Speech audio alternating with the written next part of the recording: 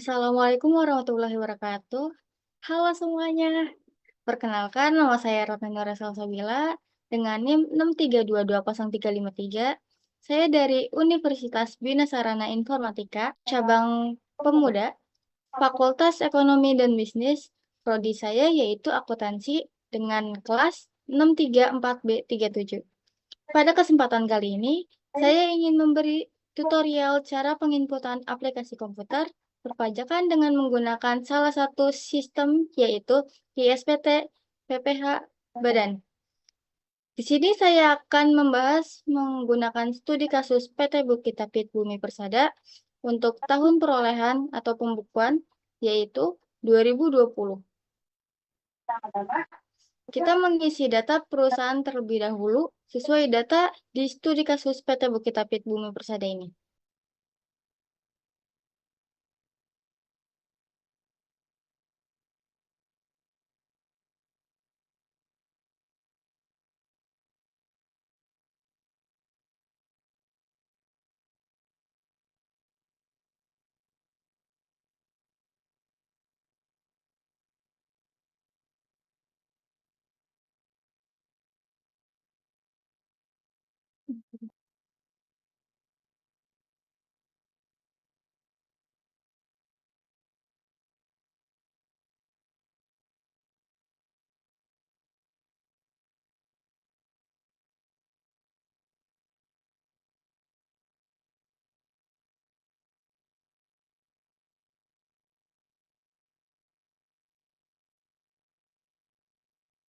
Di sini nama pemimpinannya itu Givari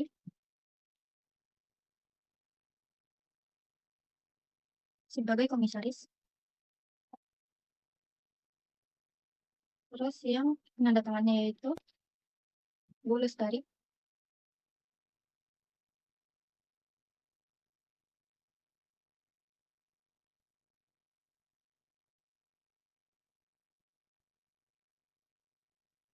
Sebagai direktur utama. Lalu jika sudah, diklik simpan. Yes. Oke. Masukkan username yaitu administrator dengan kata sandi 123. Lalu klik OK. Selanjutnya, klik ke program. Buat SPT baru. Tahunnya itu tahun 2020. Buat. Selesai. Setelah data perusahaan sudah lengkap, selanjutnya kita mengisi daftar penyusutan atau amortisasi terlebih dahulu sesuai data studi kasus PT Bukitapit Bumi Persada. Pertama-tama, kita klik SPT PPH, lalu masuk ke lampiran khusus, klik daftar penyusutan dan amortisasi. Di sini kita masukkan sesuai dengan daftar aktiva pada studi kasus, teman-teman. Klik baru, masuk ke harta yang berwujud. Di sini saya akan menggunakan kelompok 3 terlebih dahulu, yaitu industri mesin. Pada tahun perolehan 2015.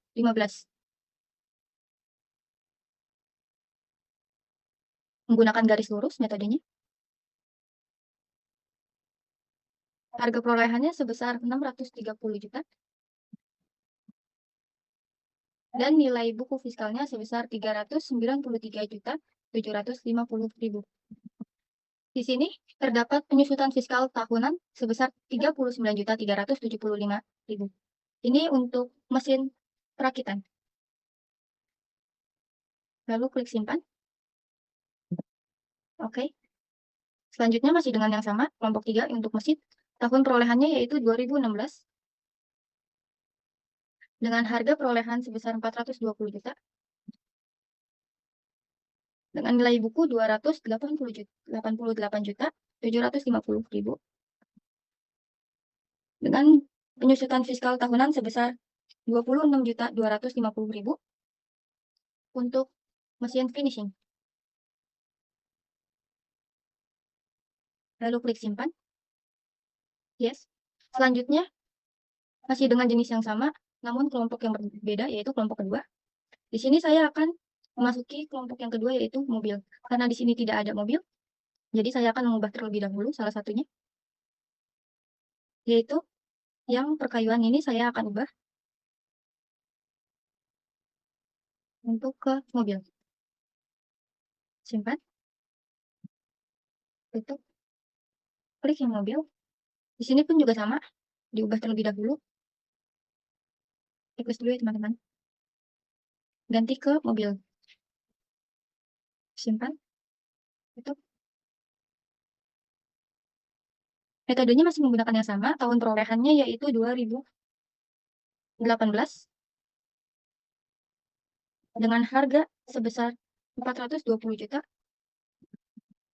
dengan nilai buku sebesar 262 juta 500.000. Penyusutan fiskal pada tahunnya sebesar 52 juta 500.000.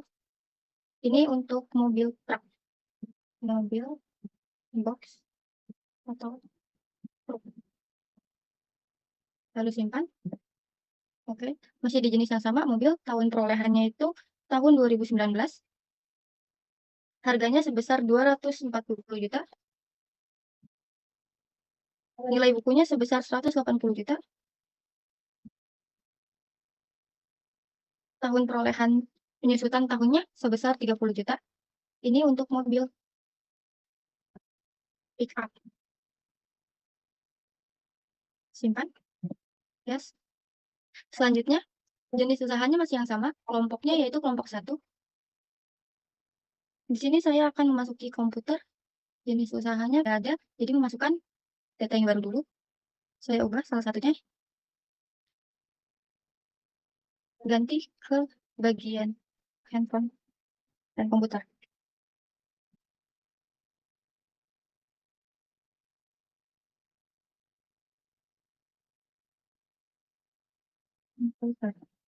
Simpan, tutup.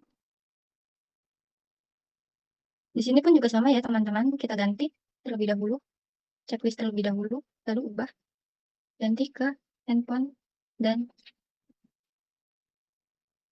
komputer. Simpan, tutup. Tahun perolehannya yaitu tahun 2019 dengan harga perolehan yaitu sebesar 48 juta dengan nilai buku sebesar 24 juta. Penyusutan tahunan fiskalnya itu sebesar 12 juta. Dan ini untuk komputer. Komputer merek LG khas. Lanjut, simpan. Yes. Selanjutnya masih dengan yang kelompok yang sama. Tahun perolehannya itu tahun 2020. Menggunakan garis metodenya yang sama. Dengan harga sebesar 8 juta. Dengan nilai bukunya sebesar 6 juta. Penyusutan fiskal tahunannya sebesar 2 juta ya teman-teman. Ini untuk handphone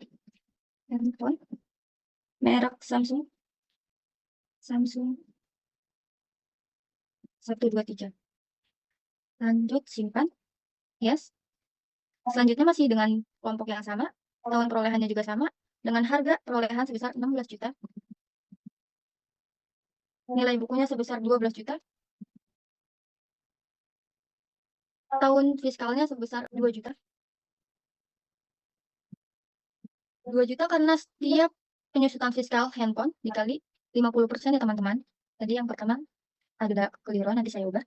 Ini untuk handphone merek iPhone 21. Simpan. Yes. Selanjutnya masih dengan yang sama, harta yang berwujud. Kelompoknya ini kan karena tidak ada, jadi masuk ke kelompok 4. Kita ubahnya ke jenis usahanya. Konstruksi itu sama aja kayak bangunan. Kita ubah terlebih dahulu.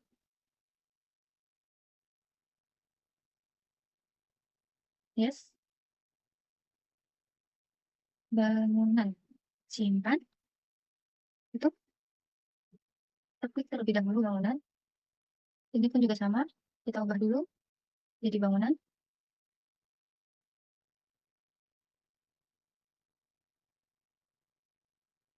Simpan. Kita klik lagi. Ini dengan tahun perolehan 2014. Menggunakan garis metode garis lurus. Yaitu sebesar 450 juta. Dan nilai bukunya sebesar 292.500.000 rupiah. Dengan penyusutan tahun fiskalnya itu sebesar 22.500.000, yaitu untuk gedung kantor. Simpan. Yes. Masih dengan yang sama. Tahun perolehannya itu tahun 2016. Dengan harga perolehan sebesar 700 juta. Dengan nilai bukunya sebesar 525 juta. Penyusutan tahun fiskalnya itu sebesar 35 juta. Ini untuk gedung pabrik. Simpan. Yes. Tutup. Bisa dilihat ya teman-teman, terdapat 9 daftar aktiva. Yang tadi yang handphone saya ubah terlebih dahulu. Untuk yang handphone merek Samsung, ubah. Yes. Ini karena dikalikan 50% jadinya 1 juta ya teman-teman. Oke.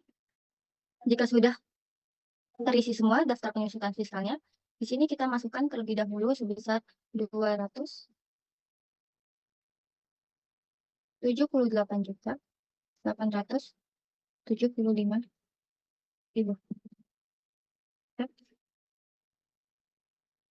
Jika sudah, kita lalu klik tutup.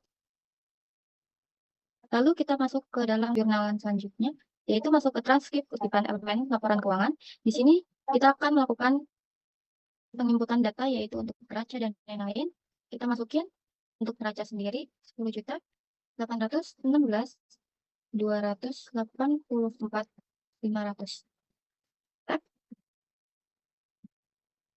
Investasinya tidak ada, piutang usahanya sebesar 6.620.095.500. Selanjutnya, terdapat pada persediaan sebesar 500 juta. Dan beban dibayar di muka sebesar 182.500.000. Selanjutnya ada aktiva lancar lainnya sebesar 450 juta. Selanjutnya ada tanah dan bangunan sebesar 1.150 juta. Selanjutnya ada aktiva tetap lainnya sebesar 1.782 juta. Selanjutnya ada akumulasi penyusutannya sebesar 1.163.625.000. Selanjutnya terdapat investasi jangka panjang lainnya sebesar 500 juta. Jika sudah, jumlah aktifanya sebesar 20.837.255.000. Dan selanjutnya masukkan neraca dan kewajiban. Di neraca dan kewajiban ini terdapat hutang usaha pihak ketiga sebesar 1.750 juta. Selanjutnya terdapat hutang pajak sebesar 100 juta. Selanjutnya terdapat hutang bank sebesar 1 miliar. Selanjutnya terdapat modal saham sebesar 1 miliar. Selanjutnya terdapat laba ditahan tahun-tahun sebelumnya sebesar 4.712.130.000.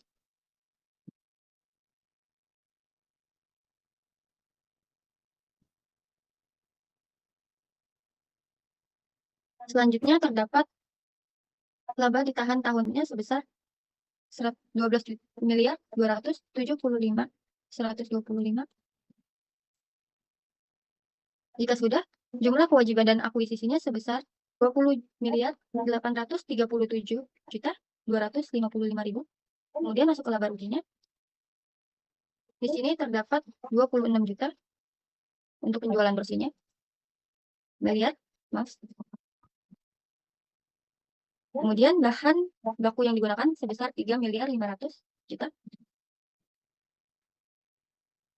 Kemudian untuk upah buruhnya sebesar 2 miliar. Lalu kemudian biaya prediksinya sebesar 2.900.000.000.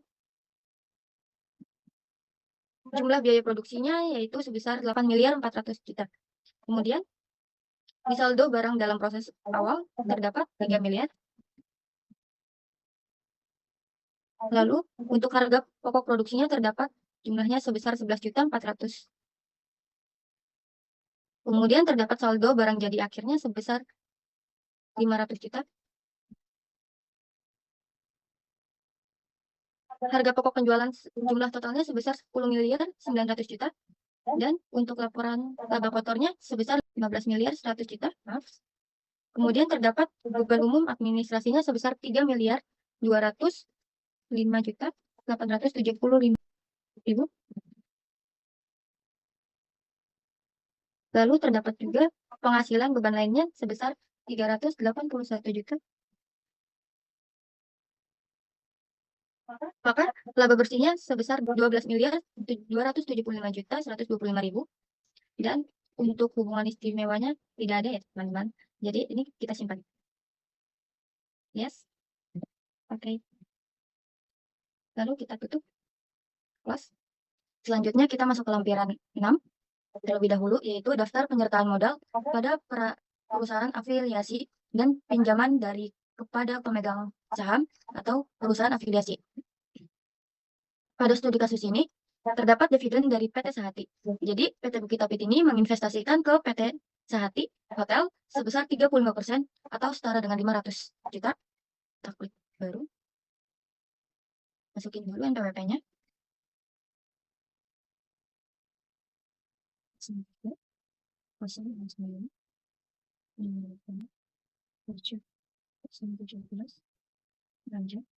Nama perusahaan PT Sahati Hotel. Alamatnya di Jalan Marga Satwa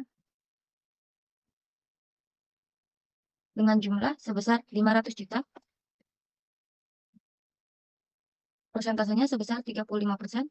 Jika sudah, klik yes, simpan, tutup. Kita lihat terlebih dahulu, baru tutup, dan sudah muncul 500 juta. Jika sudah, tutup, dan masuk ke lampiran selanjutnya, yaitu ke lampiran 5, sebagai daftar pemegang saham atau pemilik modal, dan jumlah dividen yang dibagikan oleh susunan pengurus atau komisaris. Di sini terdapat dua bagian, yaitu bagian A dan bagian B. Bagian A itu untuk pengurus atau pemegang saham, perusahaannya sendiri, dan bagian B ini untuk susunan pengurus, mau itu pengurus maupun komisaris. Di dalam daftar pemegang saham ini, di studi kasus PT Bukit Apit terdapat dua pemegang saham, yaitu, mari kita input, ada Bapak Gafari, jumlah modal yang disetorkan 1 miliar, dengan NPWP 91, 877, 1, nama pemegang sahamnya Gafari. Alamatnya Jalan Wali Raja 14 Bogor. Jumlah yang dia sahamkan sebesar 600 juta. Dividennya sebesar 120 juta. Jika sudah, klik simpan. Yes. Lanjut ke pemegang saham yang kedua, yaitu Bu Lestari. NPWP-nya sebesar 34 478 383 2 432. Lestari. Alamatnya Jalan Wali Raja 17 Bogor. Dia mau naruh saham sebesar 400 juta. Dan dividennya itu 8 juta. 80 juta. Simpan. Yes. Oke. Jika sudah sama, maka lanjut ke bagian B. Di sini, pada studi kasus ini terdapat 4 pengurus, yaitu terdiri dari komisaris, direktur utama, direktur, dan direktur operasional. Kita buat baru dulu. Yang pertama itu ada Pak Gafari. 91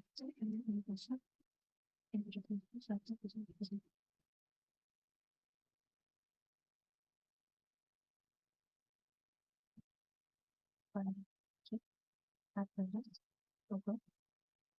jabatannya sebagai komisaris, simpan. Yang kedua ada Bu Lestari, 34, 4, 9, 4, 3, alamatnya masih sama, Jalan Paranggelan C, 17, Bogor. Dia sebagai direktur utama, simpan. Selanjutnya ada Nasir dengan NPWP 12, 624, 99, 9, Nasir, Jalan Bedhead, Ancol, 22, Bogor, sebagai direktur, simpan. Lanjut. Dan yang terakhir ada Pak Senang, yaitu NPWP-nya 73, 653, 371, 2, 433, Sunan. Jalannya masih sama, Jalan BZ Maju, Bogor, sebagai direktur operasional, simpan. Yes, tutup. Ya, jika sudah terinput semua pemegang saham dan pengurusnya, lalu tutup. Selanjutnya masuk ke lampiran selanjutnya, yaitu lampiran keempat, yaitu penghasilan yang dikenakan PPh final yang tidak termasuk objek pajak. Di sini terdapat 2 halaman atau 2 lampiran. Yang pertama, pada studi kasus ini terdapat pendapatan bunga giro dari PT Bank BSI sebesar 30 juta dengan tarif 20% dan pendapatan dari sewa lahan di belakang gedung sebesar 150 juta dengan tarif 10%. Berarti kita input 30 juta dengan tarif 20%. 20%. Lanjut. Untuk penghasilan sewa atas tanahnya sebesar 150 juta dengan izinnya tarifnya 10%.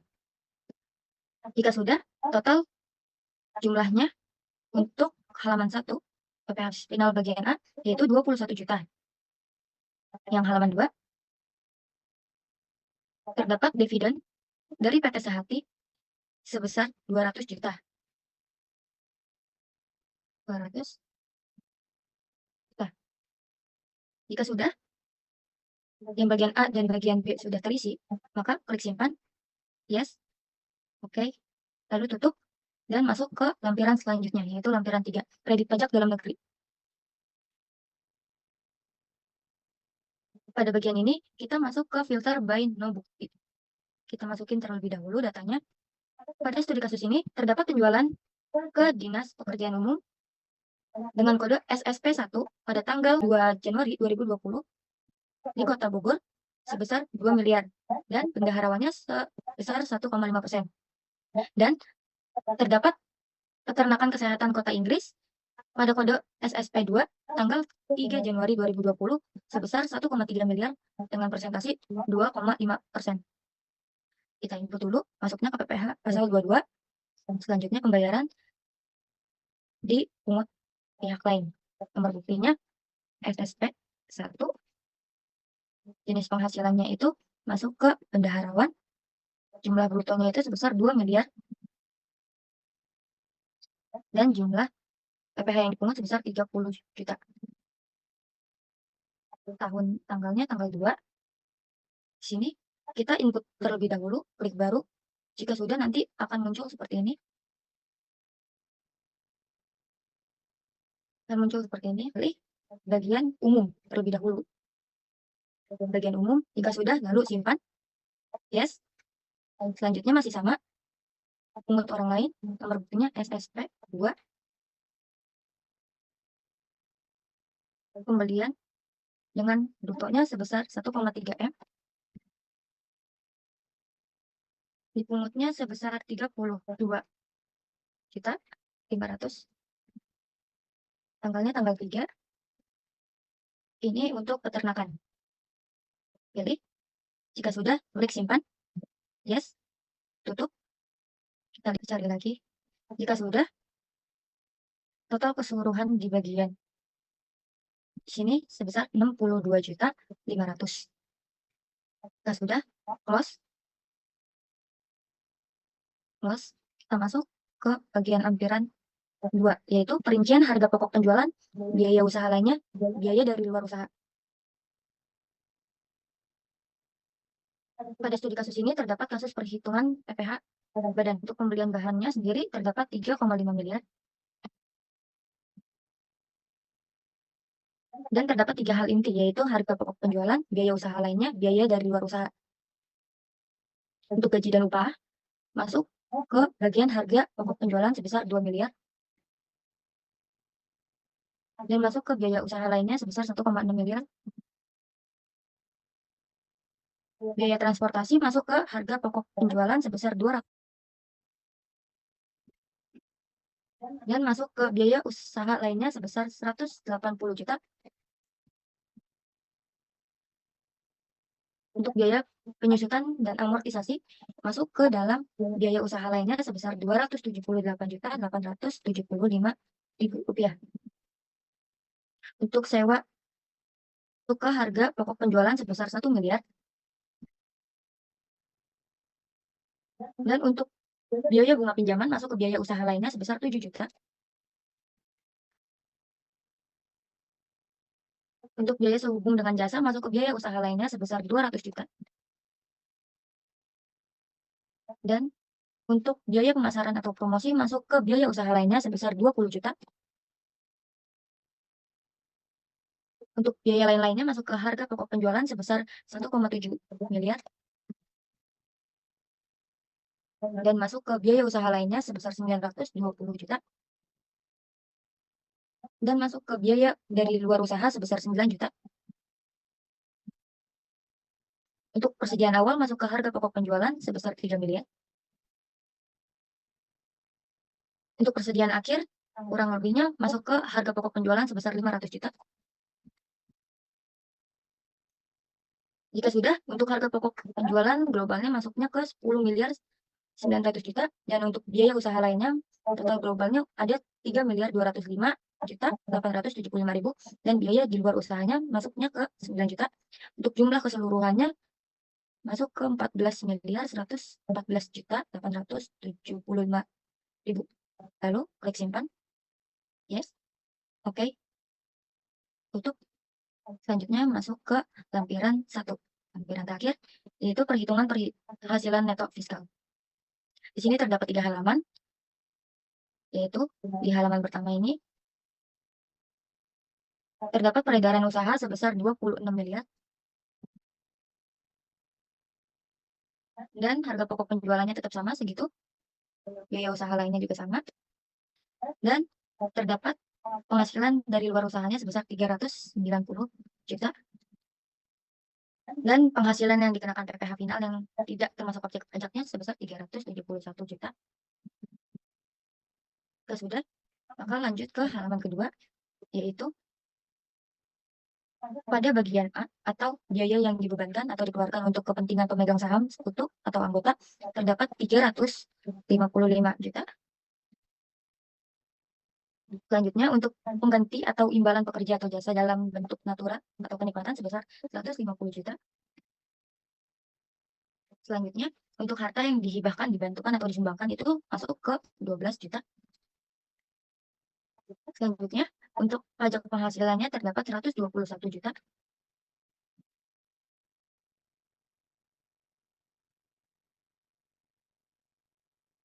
Jika sudah, maka hasil dari selisih penyusutan komersialnya terdapat 58.250.000 dan penyusutan fiskal positif lainnya terdapat 200 juta.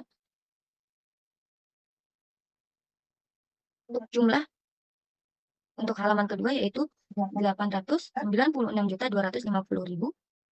Selanjutnya masuk ke halaman ketiga, yaitu jumlahnya untuk penghasilan neto sebesar 12.800.375.000 rupiah.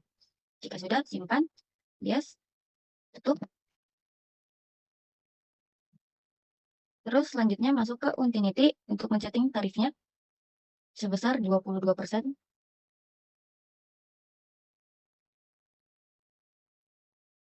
Sudah simpan, oke, close. Kita buka ke bagian SPT PPh pajak badan atau PPh induk. Pada bagian sini terdapat ada 5 kolom, yaitu pembukuan, bagian A, C, bagian CD, bagian EG, dan bagian H. Kita tidak diaudit, masukin KPP-nya, yaitu KPP Adlian, NPWP-nya 99463 275 6002 copy KPP-nya Ardian. Terus ke bagian AC. Di bagian AC ini terdapat 3 kategori, yaitu yang pertama ada penghasilan kena pajak, yang kedua ada PPh terutang, dan yang ketiga ada kredit pajak. Untuk bagian penghasilan kena pajak terdapat 12.800.375.000, dan di bagian PPh terutang dikenakan PPh terutang pada tarif PPh 31E, yaitu sebesar 2.556.136.423 rupiah. Udah sama semua sesuai dengan data. Selanjutnya masuk ke bagian CD. Pada bagian CD ini terdapat 2 bagian, yaitu kredit pajak dan PPh kurung atau kurang atau lebih bayar. Terdapat biaya denda PPh 25 sebesar pokoknya itu 100 juta plus saksi 1 juta. Yang dipakai hanyalah pokok sebesar 100 juta, yaitu 120 juta, terus 100 juta. Jika sudah, pada bagian EG terdapat 3 item, yaitu angsuran PPh, pasal 25 tahun berjalan, dan PPh final, dan penghasilan bukan objek pajak. Dan yang terakhir ada pernyataan transaksi dalam hubungan istimewa. Pada bagian ini terdapat 12.800.375.000. Jika sudah, di sini juga terdapat 62.500.000.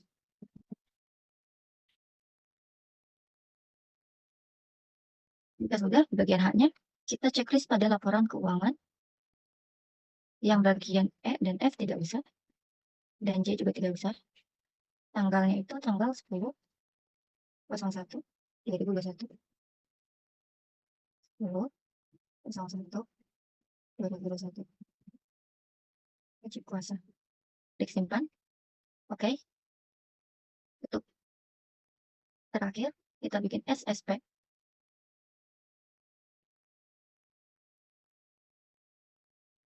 Yaitu SSP dengan kode store 200 NTPN pada tanggal 31 Desember 2020 sebesar 2.273.636.423 rupiah. Udah, klik baru.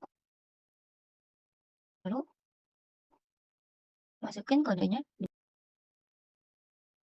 NTPN-nya 17 12 22 221 71 220 22. Selanjutnya 2 2 7 3 6 3 6 4 2 3. Ada tanggalnya 2020. Simpan. Yes. Keluar. Ya, jika sudah, lanjut keluar. Selanjutnya, last in process, yaitu bikin CSV, tools, laporan KPP, terus tampilkan tahun 2020, checklist, taruh di data yang mau kamu taruh sini.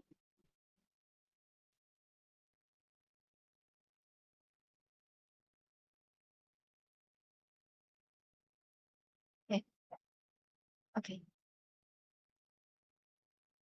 host. Ini ya, finally, teman-teman, kelar juga penginputannya. Kurang lebihnya mohon maaf kalau ada kesalahan. Wassalamualaikum warahmatullahi wabarakatuh.